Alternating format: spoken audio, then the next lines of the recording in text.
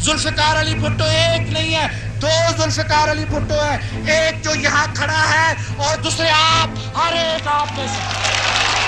अयूब खान ने गुस्से में जुल्फकार अली भुट्टो साहब को कहा, उल्लू के पट्टे बकवास बंद कर। मिस्टर भुट्टो की हुकूमत खत्म हो चुकी है, सारे मुल्क में माशाल्लाह नाफिज कर दिया गया है। फौजदारी निजाम को खात्मा आज हो रहा है। भुट्टो साहब को फांसी घाट की तरफ ले जाने वाले सिपाही रोने लग गए। 2 दिन उन्होंने न कुछ खाया न पिया। मैंने इनकलाबी तब्दीली लाई है इस मुल्क, मैंने मुल्क में अवाम की ज़हन में तब्दीली लाई। वो कौन सा आर्मी चीफ था जिसने भुट्टो साहब के बूट पॉलिश किए? मैं इस खून की कसम खा कहता हूँ, जुल्फकार अली भुट्टो मैं तुम्हें छोड़ूंगा। भुट्टो के जिस्म पर निशान बता रहे थे कि उनको फांसी से पहले ही कत्ल कर दिया गया। मेहनत करोगे, लड़ोगे, मरोगे और जदोजहद करोगे, ईमान से करोगे, खुदा की कसम करोगे।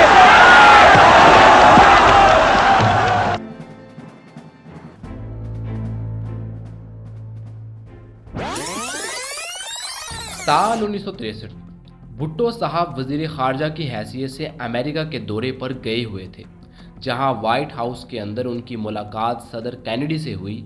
मुलाकात में पाकिस्तान और अमेरिका के ताल्लुकात को बेहतर बनाने पर गौर की गई।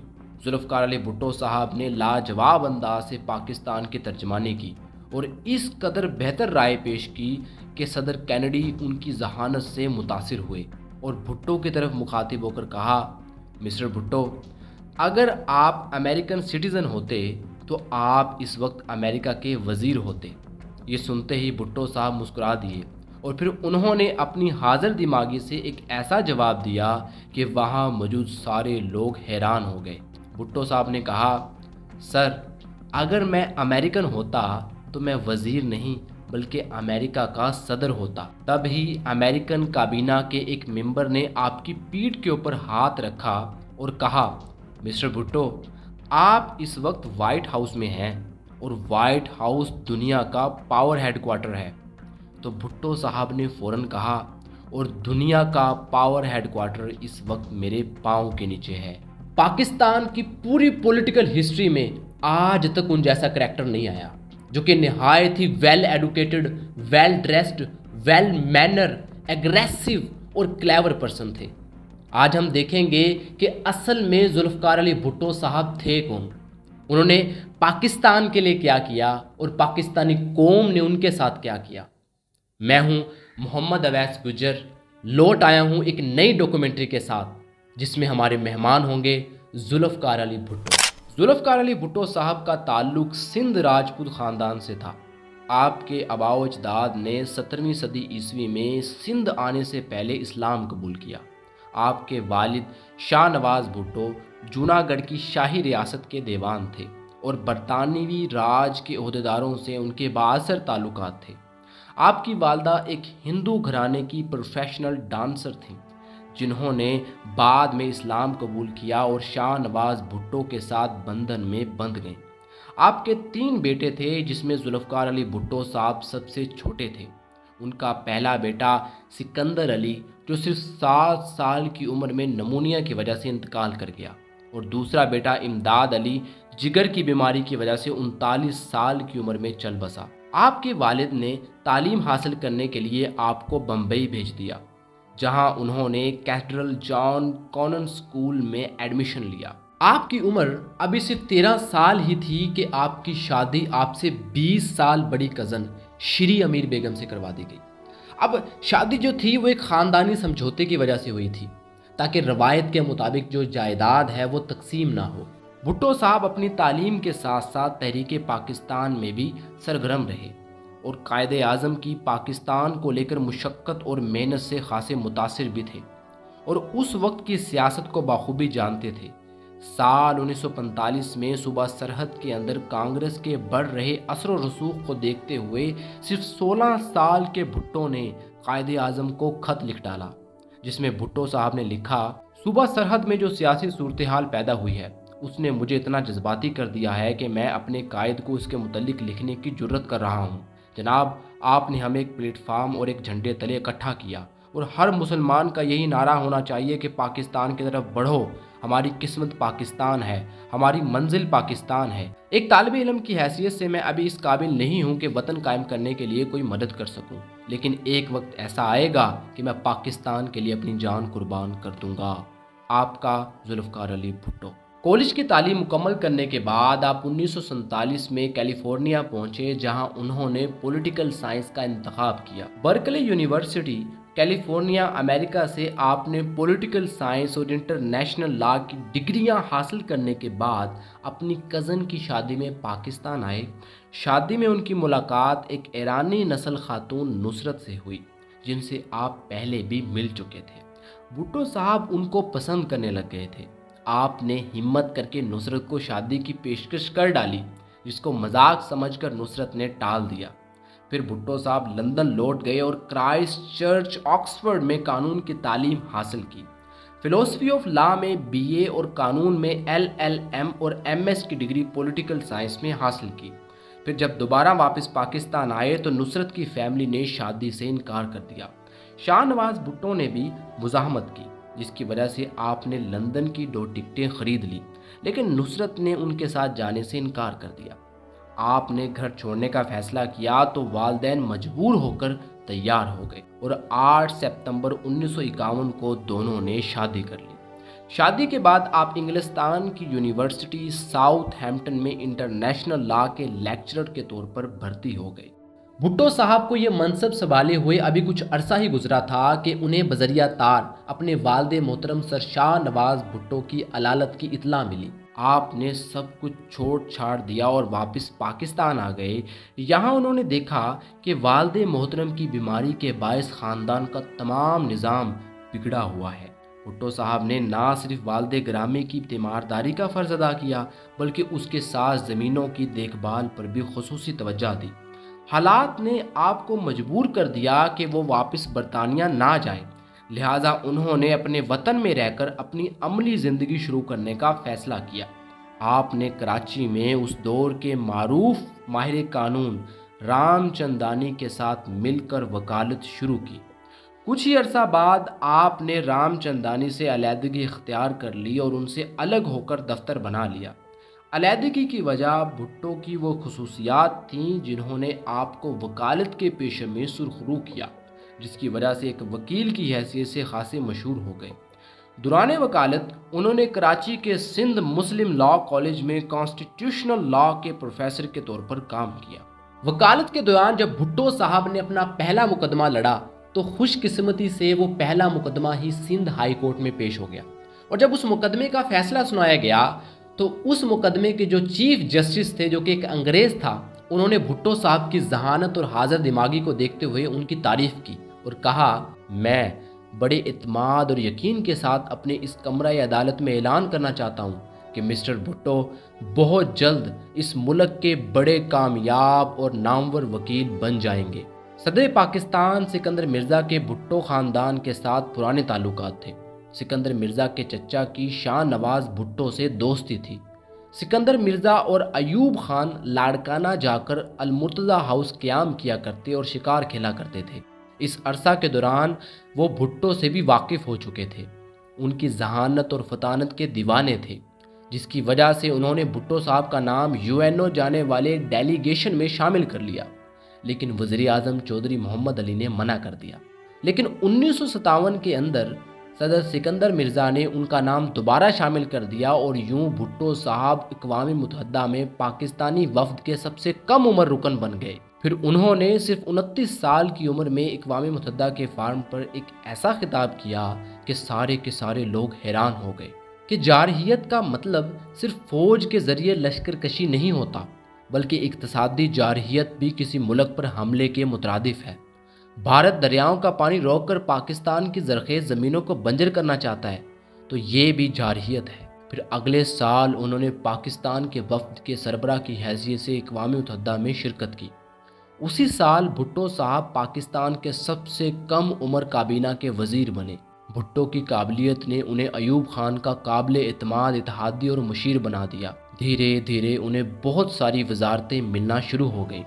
جس میں قدرتی ذرائع، ایندھن، بجلی، اطلاعات و نشریات، قومی اصلاحات اور کئی وزارتیں شامل ہیں۔ بھٹو صاحب نے اگست 1960 میں معدنیات کی تلاش میں روس کا دورہ کیا جو کہ کامیاب رہا۔ جولائی 1961 میں 1 کروڑ روپے کے سرمایے سے معدنیات اور گیس کی ترقی کی کارپوریشن قائم کی۔ نومبر 1962 میں تیل صاف کرنے کا جدید ترین کارخانہ قائم کیا۔ جب 1961 میں نہرو نے کشمیر میں جارحیت کا الزام لگایا تو بھٹو صاحب نے ان کا منہ توڑ جواب دیا اور مسئلہ کشمیر پر پاکستان کے موقف کی حمایت کے لیے چین، برطانیہ، مصر اور آئرلینڈ کے کامیاب دورے کیے۔ 23 جنوری 1963 کو وزیر خارجہ محمد علی بوگرا کے انتقال پر جناب بھٹو کو قائم مقام وزیر خارجہ بنا دیا گیا۔ پھر صرف 1 مہینے کے بعد وہ مستقل وزیر خارجہ بن گئے۔ بھٹو صاحب نے محسوس کیا کہ سائنسی اور فنی ترقی کے بغیر کوئی ملک آگے نہیں بڑھ سکتا اور نہ ہی دوسرے ملکوں پر ان کا انحصار کم ہو سکتا ہے۔ چنانچہ انہوں نے کوشش کی کہ سائنسی اور فنی تعاون کے لیے امریکہ پر انحصار کرنے کی بجائے دوسرے ترقی یافتہ ملکوں کا تعاون بھی حاصل کیا جائے۔ سب کے ساتھ دوستی پاکستان کی خارجہ پالیسی کا سنگ بنیاد ذوالفقار علی بھٹو نے رکھا۔ وہ چاہتے تھے کہ پاکستان کے تمام ہمسایہ ملکوں کے ساتھ تعلقات ٹھیک ہوں اور تیسری دنیا کا ایک الگ اتحاد بنایا جائے۔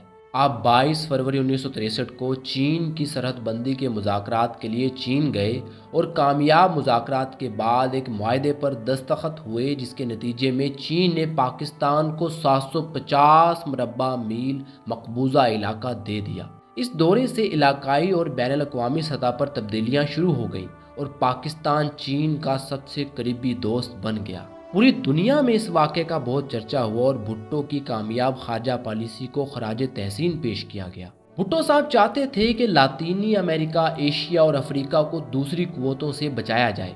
پاکستان کی خارجہ پالیسی اس رفتار سے منزل کی طرف بڑھ رہی تھی کہ بھارت کی انٹرنیشنل سطح پر اہمیت کم ہونے لگی اور پاکستان ایشیائی ملکوں کا ترجمان بن گیا۔ بھٹو صاحب کی اس خارجہ پالیسی سے امریکہ ناراض ہو رہا تھا۔ وہ نہیں چاہتا تھا کہ پاکستان ان کے ہاتھوں سے نکل کر خود مختار ہو سکے، اسی لیے انہوں نے انڈیا کی مدد کرنا شروع کر دی اور انڈیا کو بھاری اسلحہ بھی فراہم کیا، جبکہ پاکستان کے ساتھ اپنی تمام کی تمام امداد روک دی گئی۔ جبکہ دوسری طرف پاکستان میں کشمیر کا مسئلہ بھی عروج پر تھا۔ بھٹو کے مشورے پر ایوب نے کشمیر آزاد کروانے کی کوشش میں آپریشن جبرالٹر شروع کیا، لیکن بدقسمتی سے یہ آپریشن ناکام ہو گیا، جس کے نتیجے میں 1965 کی پاک بھارت جنگ شروع ہو گئی۔ اب پاکستان کے لیے ایک بہت بڑا مشکل وقت تھا کیونکہ امریکہ بھی اپنی امداد بند کر چکا تھا۔ جنگ کا آغاز ہوتے ہی کمانڈر ان چیف جنرل موسیٰ خان نے ان سے ملاقات کی اور کہا بلاؤ اپنے دوست چین کو۔ اس پر بھٹو صاحب نے مسکراتے ہوئے کہا چین کو بلانے کی ضرورت نہیں، وہ ہمارے ساتھ ہے۔ چین اور دوسرے دوستوں نے پاکستان کی حمایت کا اعلان کر دیا۔ انڈونیشیا کے صدر نے اپنا بحری بیڑا پاکستان کے حوالے کر دیا۔ عوامی جمہوریہ ترکیہ نے اعلان کیا کہ اس کے جنگی طیارے بھارت پر بھی پرواز کر سکتے ہیں۔ سعودی عرب، ایران، عراق، مصر، لیبیا اور بہت سارے مسلم ملک بھاری جارحیت کی مذمت کر رہے تھے۔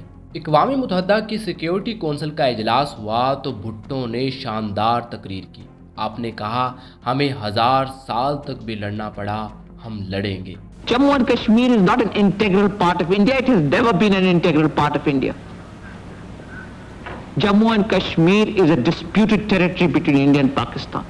اس تقریر کے بعد بھٹو صاحب پاکستانی عوام میں مقبول ہو گئے اور دوسری طرف امریکہ اور سوویت یونین یہ چاہ رہے تھے کہ کسی طرح پاکستان اور ہندوستان کے درمیان صلح ہو جائے، لیکن بھٹو صاحب ایک بامقصد صلح کے حق میں تھے کیونکہ وہ کشمیر کا مسئلہ حل کروانا چاہتے تھے اور وہ جانتے تھے کہ یہ ایک سنہری موقع ہے، ہو سکتا ہے کہ ہندوستان دباؤ میں آ کر کشمیر کے مسئلے میں نرمی دکھا جائے۔ لیکن دوسری طرف ایوب خان کے اوپر امریکہ کا خاصا پریشر تھا، جس کی وجہ سے ایوب خان روس پہنچ گئے جہاں انہوں نے بھارت کے وزیر اعظم لال بہادر شاستری سے مذاکرات کیے۔ سوویت وزیر اعظم نے صلح کی شرائط طے کر لی تھیں، لیکن پاکستان کے وزیر خارجہ بھٹو اس پر رضامند نہیں تھے اور وہ انہیں قومی مفاد کے خلاف سمجھتے تھے۔ بھٹو صاحب نے اس تاشکند معاہدے پر ایوب خان کو مشورہ دینے کی کوشش کی تو ایوب غصے میں آ گیا اور انہوں نے بھٹو کو اردو میں ڈانٹ کر کہا، الو کے پٹھے بکواس بند کر دو۔ تب ہی بھٹو نے دبے ہوئے لفظوں میں کہا، سر آپ ہرگز فراموش نہ کریں کہ روسی وفد میں کوئی نہ کوئی اردو جاننے والا بھی ضرور موجود ہوگا۔ آخرکار تاشکند معاہدہ کامیابی سے ہو گیا۔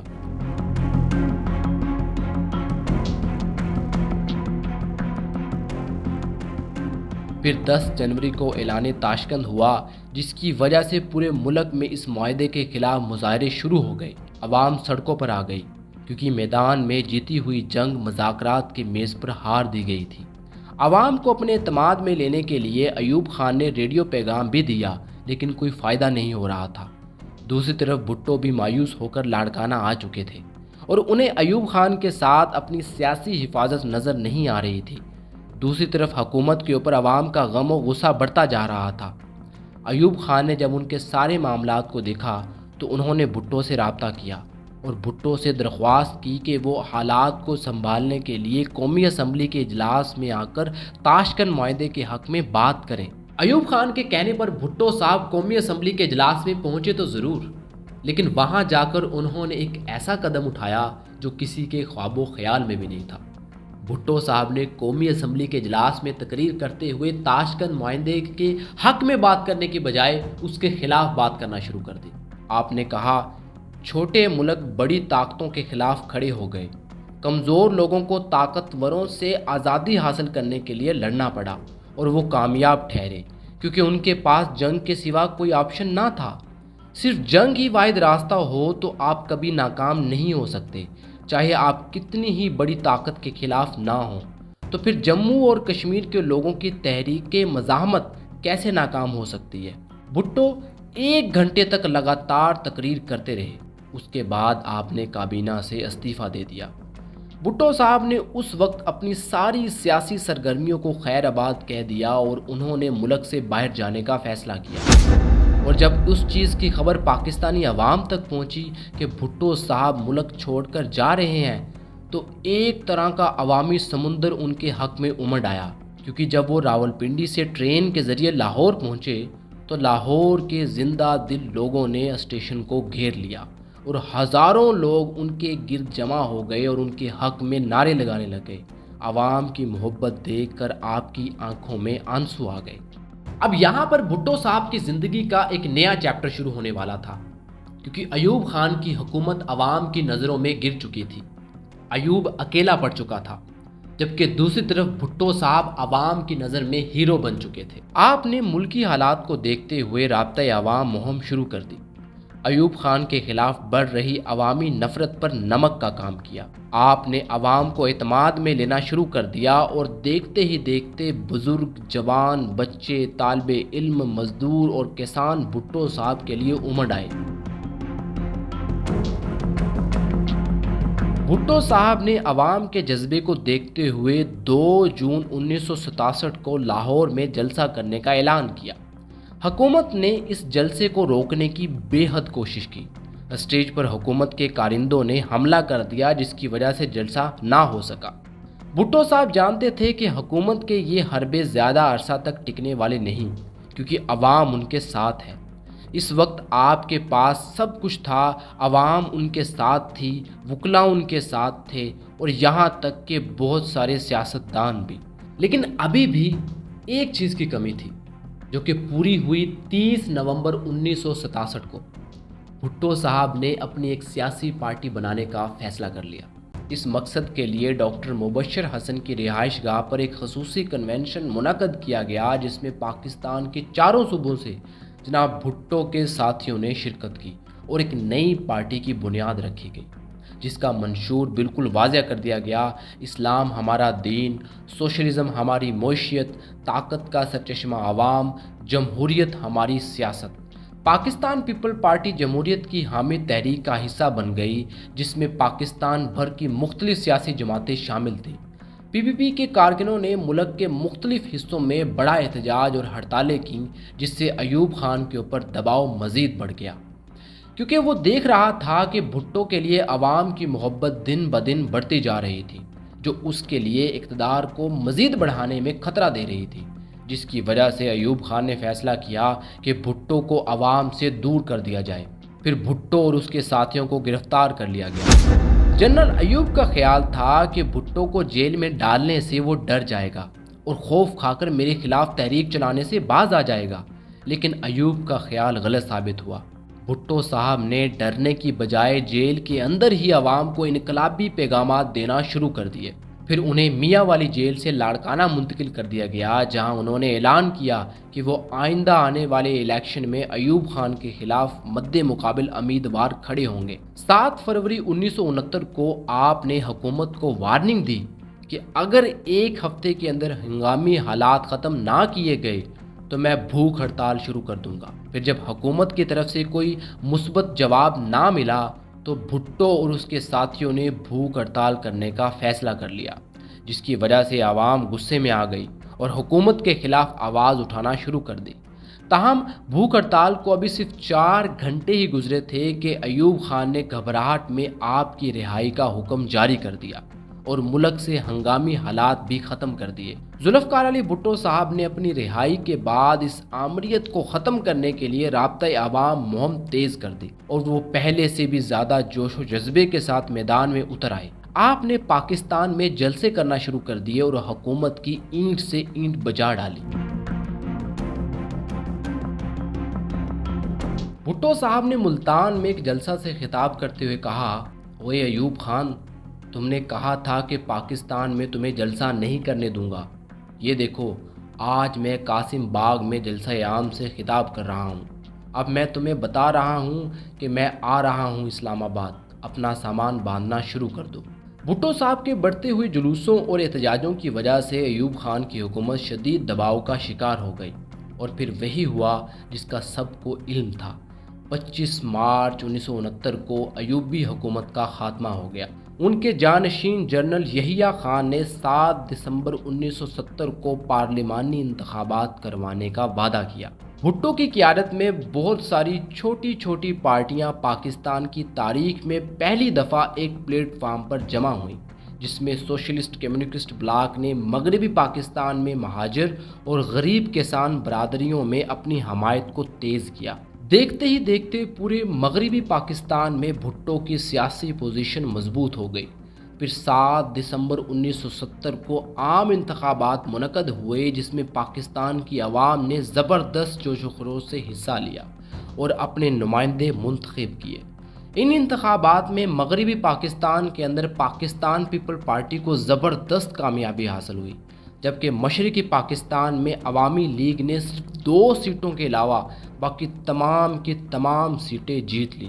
صدر یحییٰ خان نے اعلان کیا کہ وہ آئین بنتے ہی اقتدار عوامی حکومت کے حوالے کر دیں گے، لیکن کہیں نہ کہیں اقتدار کی ہوس ان کو ایسا کرنے نہیں دے رہی تھی، کیونکہ ان کا خیال تھا کہ مشرقی اور مغربی پاکستان میں ایک پارٹی کو زیادہ ووٹ نہیں ملیں گے، جس کی وجہ سے ایک کمزور حکومت بنے گی اور اقتدار اور پاور ان کے ہاتھ میں ہی رہے گی۔ لیکن جب مشرقی پاکستان میں شیخ مجیب الرحمان کو ایک بڑی کامیابی ملی تو وہ دنگ رہ گئے، کیونکہ الیکشن سے پہلے مختلف علاقوں کا سروے کرنے والی خفیہ ایجنسیوں نے ان کو بتایا تھا کہ مشرقی پاکستان سے شیخ مجیب صرف 70 سے 80 سیٹیں ہی جیت پائے گا، لیکن جب مجیب نے 162 سیٹیں جیتی تو یحییٰ خان کی امیدوں پر پانی پھر گیا اور ان کو اقتدار اپنے ہاتھوں سے جاتا ہوا نظر آنے لگا، جبکہ دوسری طرف بھٹو نے بھی عوامی لیگ کی حکومت کو قبول کرنے سے انکار کر دیا۔ اب جیسے جیسے اقتدار منتقل کرنے میں دیری ہو رہی تھی، مشرقی پاکستان کے حالات خراب ہوتے چلے گئے اور شیخ مجیب کے مطالبات میں بھی شدت آتی گئی۔ جنرل یحییٰ خان نے 1 مارچ کو قومی اسمبلی کا اجلاس طلب کیا تو بھٹو نے ایک جلسے سے خطاب کرتے ہوئے کہا، جو بھی ڈھاکہ اجلاس میں شرکت کے لیے جائے گا میں اس کی ٹانگیں توڑ دوں گا۔ دوسری طرف مجیب الرحمان کی طرف سے بھی سخت بیانات آ رہے تھے۔ انہوں نے کہا، اگر 6 نکات پر مبنی آئین قبول نہ کیا گیا تو ملک میں خون خرابہ ہو جائے گا۔ پھر 1 مارچ 1971 کو صدر جنرل یحییٰ خان نے اعلان کیا کہ قومی اسمبلی کا اجلاس غیر معینہ مدت کے لیے ملتوی کر دیا گیا ہے۔ پھر اعلان ہوا کہ 3 مارچ کو قومی اسمبلی کا اجلاس ڈھاکہ میں ہوگا۔ بھٹو کو علم تھا کہ اصل میں تو یقیناً عوامی لیگ کی حکومت بننی چاہیے، لیکن اس کے باوجود انہوں نے بڑے بڑے جلسے کیے اور کہا کہ مرکزی حکومت میں عوامی لیگ اور پیپل پارٹی کا مساوی حصہ ہوگا۔ لاہور میں انہوں نے کہا کہ سندھ اور پنجاب اسمبلیوں کی چابیاں صرف میری جیب میں ہیں اور مرکزی حکومت میرے بغیر کام نہیں کر سکتی۔ بھٹو نے 3 مارچ کے قومی اسمبلی کے اجلاس میں شرکت کرنے سے بھی انکار کر دیا۔ پھر بھٹو صاحب کے ساتھ ایک ایسا بیان منسوب کیا گیا جسے سیاستدانوں نے اپنے سیاسی مقاصد میں استعمال کیا اور کہا کہ بھٹو صاحب ملک کو توڑنا چاہتے ہیں، اور وہ بیان آج تک استعمال کیا جاتا ہے۔ وہ بیان کیا تھا؟ وہ بیان تھا ادھر تم ادھر ہم۔ دراصل کراچی کے نشتر پارک میں بھٹو نے خطاب کرتے ہوئے کہا کہ مشرقی پاکستان میں عوامی لیگ کی اکثریت اور مغربی پاکستان میں پاکستان پیپل پارٹی کی اکثریت ہے، جس پر روزنامہ آزاد کے ایڈیٹر عباس عطر نے خود ہی بھٹو کی تقریر کا خلاصہ کرتے ہوئے اپنی طرف سے ایک سرخی لگا دی۔ اس میں سے میں نے یہ سرخی نکالی، ادھر تم ادھر ہم۔ اس ملک کی تاریخ کا حصہ اس لیے بن گئی کہ بھٹو کے مخالف نے اس کو ان کے خلاف استعمال کیا۔ بھٹو صاحب کے منہ کے الفاظ نہیں تھے لیکن انہوں نے استعمال کیا۔ یہ ان کے الفاظ تو تھے ہی نہیں۔ بھٹو صاحب نے اس بیان کی تردید کی تو اگلے روز روزنامہ آزاد نے ان الفاظ میں وضاحت شائع کی، نہ میں نہ تم، ہم دونوں اور ایک پاکستان۔ جلد ہی یحییٰ خان نے 3 مارچ کا اجلاس بھی ملتوی کر دیا، جس سے ڈھاکہ میں حالات اور خراب ہو گئے۔ مجیب نے ہڑتال کا حکم دے دیا، پورے مشرقی پاکستان میں دنگے فساد شروع ہو گئے۔ پھر 7 مارچ 1971 کو شیخ مجیب الرحمان نے ڈھاکہ میں ایک تاریخی تقریر کی، جس میں انہوں نے واضح کہا کہ جدوجہد ہماری آزادی کی جدوجہد ہے، جدوجہد ہماری نجات کی جدوجہد ہے۔ انہوں نے مغربی پاکستان کی حکومت اور فوج پر سخت تنقید کی اور کہا کہ بنگالی عوام کو غلام نہیں بنایا جا سکتا، اور خاص طور پر انہوں نے اپنے 4 مطالبات سامنے رکھے کہ مارشل لا فوری طور پر ختم کیا جائے، فوجیوں کو بیرکوں میں واپس بھیجا جائے، قتل عام کے ذمہ داروں کے خلاف کارروائی کی جائے، اقتدار عوام کے منتخب نمائندوں کے حوالے کیا جائے۔ জনগণ সে অধিকার আমাকে দেয় নাই। ভাইরা আমার, তোমরা আমার উপর বিশ্বাস আছে? আমি প্রধানমন্ত্রিত্ব চাই না, আমরা দেশের মানুষের অধিকার চাই। مجیب الرحمان صاحب کے ان بیانات سے صاف ظاہر ہو رہا تھا کہ اصل میں وہ کیا چاہتے ہیں۔ اس بات میں کوئی شک نہیں کہ مجیب بھی اتنا ہی ذمہ دار ہے جتنا بھٹو اور یحییٰ خان۔ بھٹو نے اپنی کتاب دا گریٹ ٹریجڈی میں لکھا، اگر اسمبلی کا اجلاس ہو جاتا اور مجیب منتخب ہونے کے بعد علیحدگی کا اعلان کرتے تو فوج کو عجیب و غریب صورتحال کا سامنا کرنا پڑتا اور قانونی طور پر مجیب وزیر اعظم کو غدار قرار دینا مشکل ہو جاتا۔ پھر پاکستان کے دوسرے سیاستدان بھی میدان میں آئے، جس میں عبدالولی خان، اصغر خان اور مولانا مفتی محمود مسلسل کہہ رہے تھے کہ اقتدار جتنی جلدی ہو سکے عوامی لیگ کے حوالے کر دیا جائے، لیکن بھٹو اور یحییٰ خان میں سے کوئی بھی ٹس سے مس نہیں ہو رہا تھا، اور مجیب کی طرف سے بھی ایسے بیانات آ رہے تھے جس سے بغاوت کی بو آ رہی تھی۔ انہوں نے کہا، ضرورت پڑی تو میں خود انقلاب کا نعرہ بلند کروں گا۔ اب کہیں نہ کہیں بھٹو صاحب بھی دھیرے دھیرے یہ سمجھ رہے تھے کہ مجیب الرحمان کے دماغ میں کیا کھچڑی پک رہی ہے۔ دوسری طرف یحییٰ خان بھی اپنے اقتدار سے ہٹنے کو تیار نہیں تھے، اور اوپر سے بھٹو صاحب بھی مجیب الرحمان کے 6 نکات ماننے سے انکار کر رہے تھے۔ ان سارے حالات کو دیکھتے ہوئے یحییٰ خان نے سیاسی قیادت کو مدعو کیا۔ The meetings were so private that no member of the press has yet seen or photographed the two men together.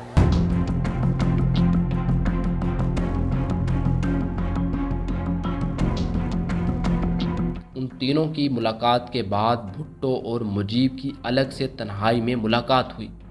Zulfiqar Ali Bhutto صاحب کہتے ہیں کہ مجیب نے مجھے ہاتھ سے پکڑ کر پاس بٹھا لیا اور کہنے لگے، صورتحال انتہائی تشویشناک ہو چکی ہے اور اس پر قابو پانے کے لیے میری مدد کے خواہاں ہیں، اور انہوں نے رائے دی کہ میں مغربی پاکستان کا وزیر اعظم بن جاؤں جبکہ وہ مشرقی پاکستان کے۔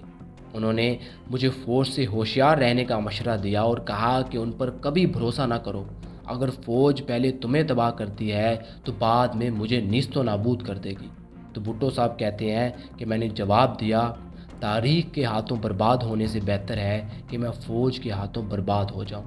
پھر 23 مارچ کو مشرقی پاکستان کے اندر بنگلہ دیش کا جھنڈا لہرا دیا گیا۔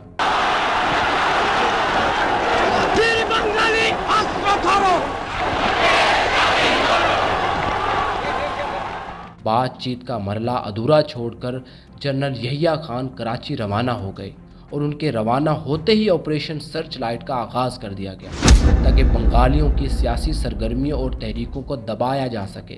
عوامی لیگ کے نمائندوں پر کریک ڈاؤن شروع کر دیا گیا۔ پھر جب فوج مجیب الرحمان کی گرفتاری کے لیے ان کے گھر پہنچی تو مجیب نے ریڈیو سے خطاب کیا، شاید یہ میرا آخری پیغام ہو۔ میں عوام سے اپیل کرتا ہوں کہ وہ جہاں بھی ہوں اور جو وسائل بھی رکھتے ہوں وہ اس فوج کا اس وقت تک مقابلہ کریں جب تک بنگلہ دیش کی دھرتی سے پاکستان کا آخری سپاہی نکل نہیں جاتا۔ جب تک آپ مکمل کامیابی حاصل نہ کریں اپنی جنگ جاری رکھیں۔ اس طرح مجیب کو بھی گرفتار کر لیا گیا اور مغربی پاکستان میں قید کر دیا گیا۔ شیخ مجیب کی گرفتاری پر مشرقی پاکستان میں ایک سول وار شروع ہو گئی۔ کہیں نہ کہیں بھٹو بھی آپریشن سرچ لائٹ کی حمایت میں تھے۔ انہوں نے اپنی کتاب دا گریٹ ٹریجڈی میں کہا، اگر حکومت 25 مارچ کی رات کو کارروائی نہ کرتی تو اگلے روز عوامی لیگ بنگلہ دیش کی آزادی کا اعلان کر دیتی۔ پھر ڈھاکہ سے کراچی پہنچ کر یہ بھی کہا، خدا کا شکر ہے پاکستان کو بچا لیا گیا۔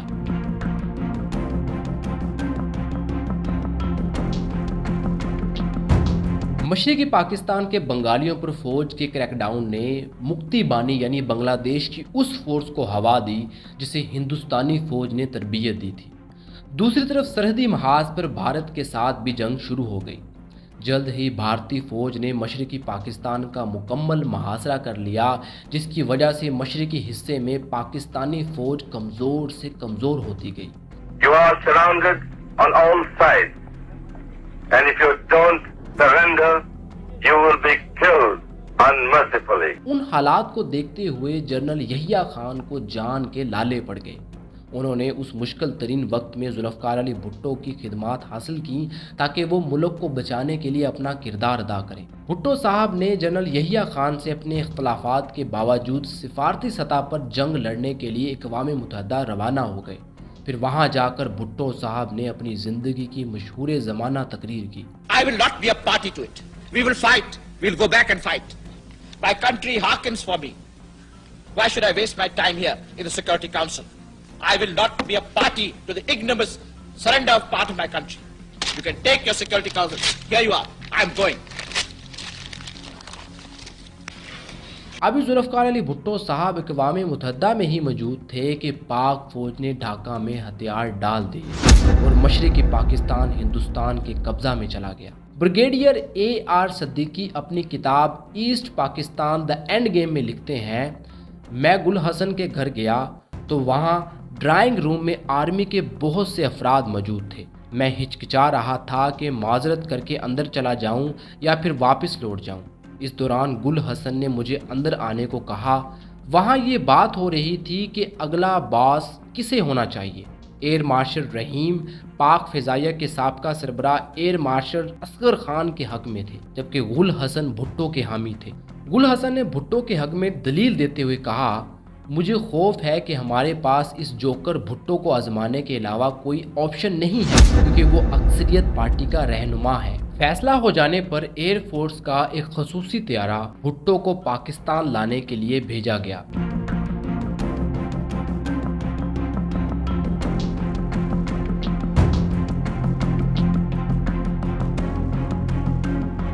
اس طرح 20 دسمبر 1971 کو بھٹو صاحب صدر، کمانڈر ان چیف اور پاکستان کے پہلے civilian chief martial law administrator بن گئے۔ نئے صدر پاکستان ذوالفقار علی بھٹو نے اقتدار سنبھالنے کے فوراً بعد ریڈیو اور ٹیلی ویژن پر قوم سے خطاب کیا۔ آپ نے کہا، میرے ہم وطنوں، پیارے دوستوں، طالب علموں، مزدوروں، کسانوں، نوجوانوں، پاکستان کے لیے لڑنے والوں اور اپنے ہاتھوں سے کام کرنے والوں، میں پاکستان کی تاریخ کے ایک اہم اور فیصلہ کن مرحلے پر آیا ہوں۔ ہم اپنی قومی زندگی کے بدترین بحران سے دوچار ہیں۔ ہمیں ٹکڑے جمع کرنے ہیں، بہت چھوٹے ٹکڑے، لیکن ہم نیا پاکستان بنائیں گے۔ ہم عوام کے تعاون اور اعتماد سے ایک نیا دور شروع کریں گے. We have to pick up the pieces, very small pieces, but we will make a new Pakistan. حکومت سنبھالنے کے بعد بھٹو صاحب نے جو سب سے پہلا کام کیا وہ مجیب کی رہائی تھی، کیونکہ کہیں نہ کہیں بھٹو صاحب یہ سمجھ چکے تھے کہ ہو سکتا ہے کہ اب بھی پاکستان ٹوٹنے سے بچ جائے، جس کی وجہ سے انہوں نے مجیب الرحمان کو رہا کر دیا اور ان سے ایک الگ کمرے میں ملاقات کی. آپ نے کہا، سنو، آپ چاہے وزیر اعظم بن جائیں یا صدر، میں اس وطن کے لیے ریٹائر ہونے کے لیے تیار ہوں، اور میں قرآن کی قسم کھاتا ہوں کہ میں تیار ہوں. لیکن مجیب نے ان کو کہا، دیکھو میں عوام میں جا کر بات کروں گا، تم مجھے ڈھاکہ بھیج دو، اور تمہیں میرے ساتھ ایک وعدہ کرنا ہوگا، اگر بھارت نے مجھے جیل میں ڈال دیا تو تم میرے لیے لڑو گے. بھٹو نے کہا، مجیب کیا کوئی ایسی صورتحال نکل سکتی ہے کہ ہم ایک ساتھ رہ سکیں؟ تو مجیب الرحمان نے کہا، میں جلسہ کروں گا، عوام سے ملوں گا، ان سے بات چیت کروں گا، اور پھر تمہیں بتاؤں گا. میں قطرہ قطرہ بات کروں گا اور وہ میری بات کا یقین کریں گے. انشاءاللہ ہم کوئی راستہ نکالیں گے. پھر جنوری 1972 کو شیخ مجیب الرحمان کو لندن بھیج دیا گیا. پھر وہاں سے وہ بھارت روانہ ہوئے اور پھر ڈھاکہ پہنچے. ڈھاکہ پہنچتے ہی انہوں نے ایک تاریخی تقریر کی. انہوں نے کہا، پاکستان اور بنگلہ دیش میں اب کوئی تعلق نہیں رہ سکتا، یہ تعلق ہمیشہ کے لیے ٹوٹ چکا ہے. اور پھر وہ تعلق توڑ دیا گیا.